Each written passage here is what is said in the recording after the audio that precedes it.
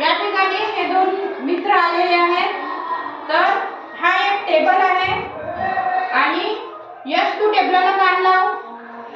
हा, आणि तू हळूशा काय बोट मारायचं की त्याला आवाज जाते की नाही जात ते बघायचं आहे की कसा आवाज जातो। येता? हो। हा, बघा कृष्णे खूप हळू आवाज दिलेला आहे, तो बाहेर आपल्याला आला का आवाज नाही, पण या घन पदार्थाद्वारे टेबलाच्या द्वारे त्याच्या कानापर्यंत तो आवाज बरोबर पोहोचला। या प्रयोगाच्या माध्यमातून आपण काय दाखवलेलं आहे की वायू